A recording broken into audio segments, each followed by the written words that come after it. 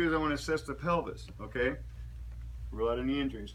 With gentle, lateral, medial only, I'm going to squeeze the pelvis. Any pain in the pelvis? Come down to the femur with offset pressure, gentle offset pressure. We don't want to aggravate that, okay? We can usually feel crepitus, like, or you can see it flex, you'll feel flex in there, okay?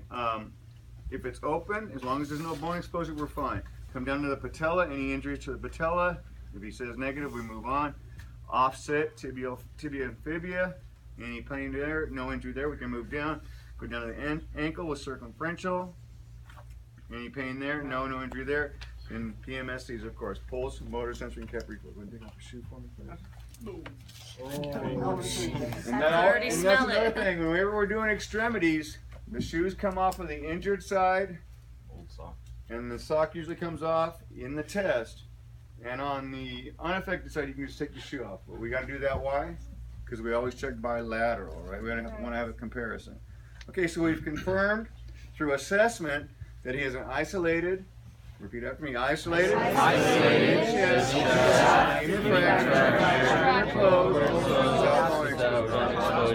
so we've confirmed that that's what we have, and we've decided to go ahead and use the hair traction, okay? 3 straps on the Sager, 4 on the hair. First thing we do is we want to measure the length of the hair traction. Well, for the hair, I'll back up just a little bit. For the hair traction, now that we've assessed no more injuries, PMSCs are intact, now we want to attach the ankle strap. Real easy technique when attaching the ankle strap. A lot what we see is this.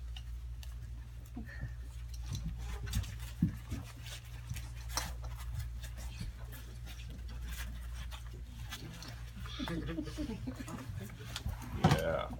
Secure. No. Let me show you something real simple and easy to remember. Okay, see our U? Yeah. And what does the word under start with? A U. Okay, so if we go under the heel, we got our U under the heel, and we wrap around, and look at that. Boom, ankle strap. Nice and easy.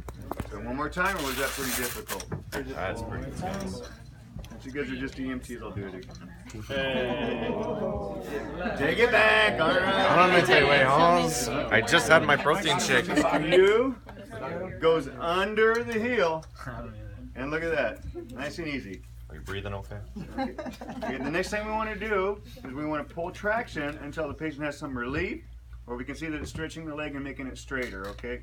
If we have bone exposure and we start doing something like that, say we got dirt on that bone, we pull that bone back in there, we got all that dirt we just pulled in there. That's one of the reasons why we don't do it with an open compound fracture. Okay, so we pull traction until we have some relief, or until the patient starts sliding around, or until we can see that the leg straightens itself out. So I'm going to pull traction, and I'm going to have somebody come over and take over for me. And with the hair traction, this is going to be held until we get the mechanical traction on. So we start off with manual traction, and we move to mechanical once we get the sizing and the straps in place. With the hair traction, hey,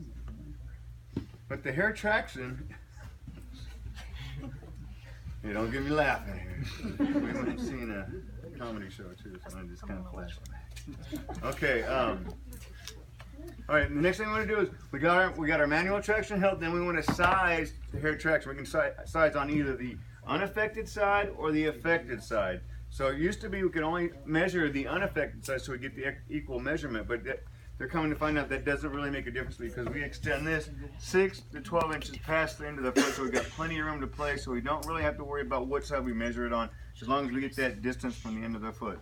So with the hair traction, when we come into the ilium, or the iliac area, where he's going to be sitting on it, it's usually going to be sitting right here, where the top of the leg joins the buttocks, right there. That's where this pad right here is going to sit.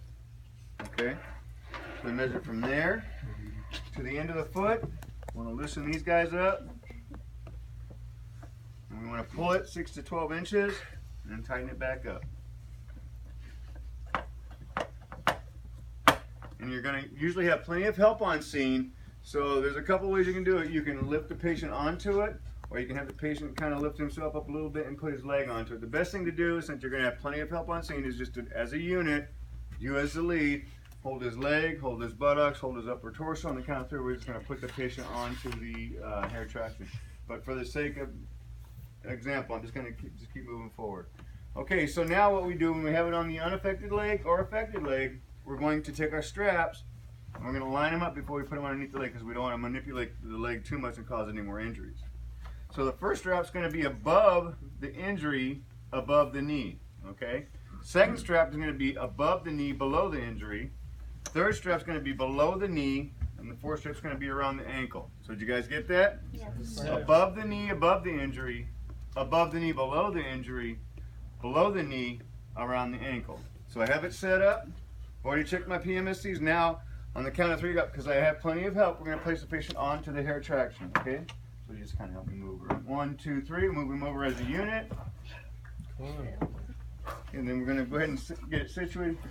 There you go. He's going to kill me. Now realize on scene you're going to have plenty of help. He's not going to be manipulating. You guys are going to be, as the helpers, are going to be doing all the work for the patient, okay? And he's probably going to be screaming and yelling about you hurting his leg, but that's okay. Better pain than no pain, right? If he has no pain, then he probably has some issues with the back. So we always, if you ever get a patient coming up and you say, oh, my legs hurt so bad after